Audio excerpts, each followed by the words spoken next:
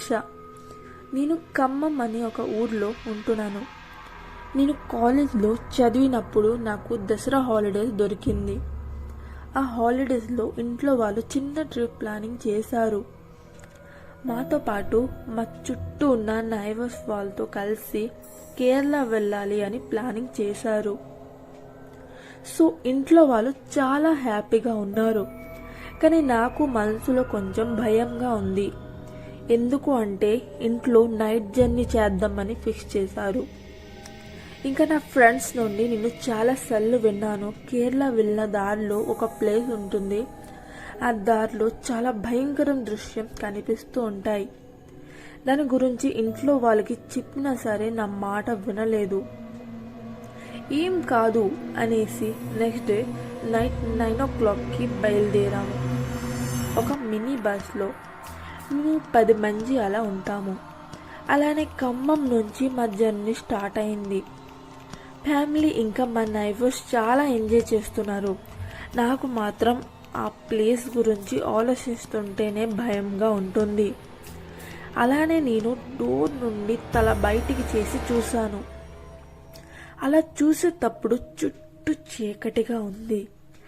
ఇటు చూసినా సరే దొంగలు. అది చూస్తుంటే చాలా భయంకరంగా అనిపిస్తుంది. అప్పుడే వెనక నుండి ఎవరో చెయ్యి వేశారు. ఆ చెయ్యి వేసేటప్పుడు నేను చాలా భయపడినా. అప్పుడు వెనక చూస్తే అమ్మ డిన్నర్ బాక్స్ పట్టుకొని తిన్నావా అని అడిగింది. అప్పుడు నేను అమ్మ కొంచెం తర్వాత తింటాను, అక్కడ పెట్టేసే అని అమ్మకి సమాధానం చెప్పాను. అప్పుడే అమ్మ దగ్గర కూర్చొని నాకు ఏం కాదు త్రిష, మా దగ్గరికి రా, భయం ఉండదు అని చెప్పింది. అప్పుడు నేను అమ్మతో పాటు వాళ్ళు కూర్చున్న సీట్ దగ్గరికి వెళ్ళి కూర్చున్నాను. అప్పుడే సడన్గా బస్ వాడు బ్రేక్ వేశాడు. అప్పుడు నా మనసులో ఉన్న భయం ఇంకా పెరుగుతుంది. అయితే మా నైబర్స్ ఇంకా మా నాన్న వెళ్ళి చూశారు. బస్ ముందున పెద్ద చెట్టు పడుంది. వాళ్ళు కిందికి దిగేసి ఆ పెద్ద చెట్టుని సైడ్ చేయాలి అనుకున్నారు. అయినా సరే ఆ చెట్టు కొంచెమైనా కదలలేదు. ఆ బస్లో ఉన్న అందరూ కిందకి దిగిపోయారు. నేను మాత్రం ఆ బస్సులో ఒక్కదాన్ని అటు ఇటు చూస్తూ ఉన్నాను. అలానే వెనక సీట్లో ఎవరో ఉన్నట్టు అనిపించింది. నేను వెనక తిరిగి చూసేటప్పుడు ఎవ్వరూ లేరు. మళ్ళీ నేను ముందుకి తిరిగి కిటికీ బయటికి చూస్తున్నాను. అప్పుడే సడన్గా వెనక సీట్ నుండి ఏడుపు శబ్దం వినిపిస్తూ ఉంటుంది. ఆ శబ్దం వినేసి నేను వెనక తిరిగి చూడకుండా పరిగెడుతూ బస్ కిందికి దిగిపోయాను. అక్కడ అమ్మ అని గట్టిగా అరిచేటప్పుడు ఆ చోట్లో ఎవ్వరూ లేరు. అమ్మ నాన్న మా నైబర్స్ ఎవ్వరూ లేరు. ఆ చుట్టుపక్కన చీకటి రాత్రి, దగ్గర ఉన్న చెట్లు చూస్తేనే చాలా భయంకరంగా ఉంది. ఎవరు లేకపోవడం చూసి నా గుండె గట్టిగా కొట్టుకుంటుంది.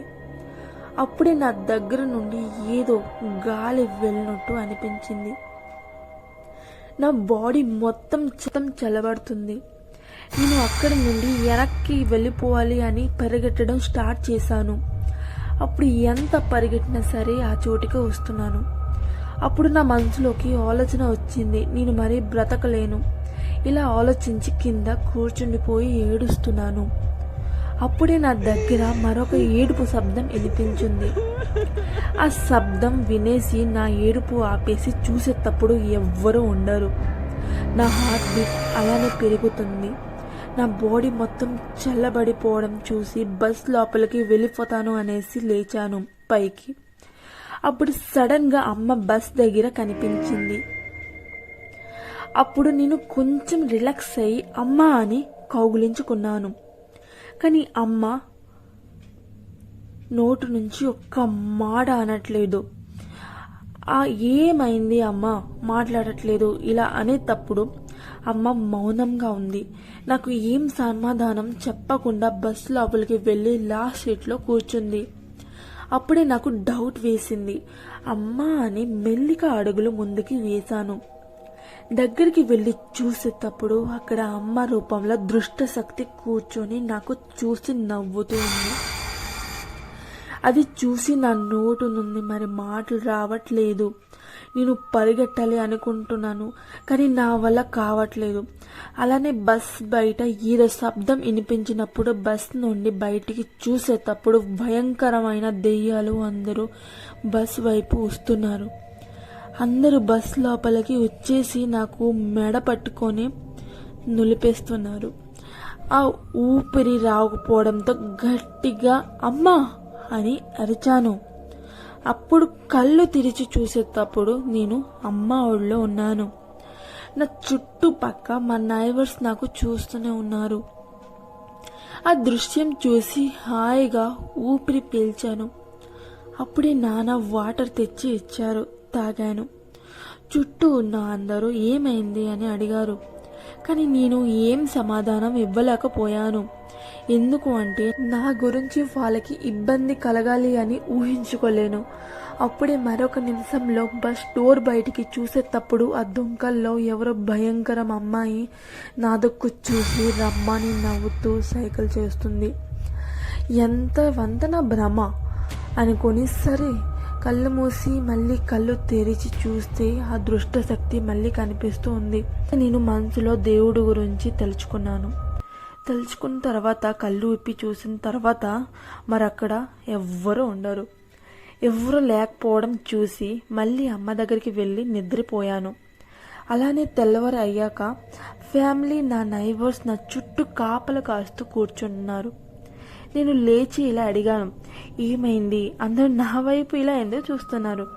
అలా అనేటప్పుడు అందరూ ఇలా అంటారు, నువ్వు భయపడినట్టు రాత్రి కనిపించావు, అందుకే మేము రాత్రంతా నీ దగ్గర కాపలు కాస్తున్నాను.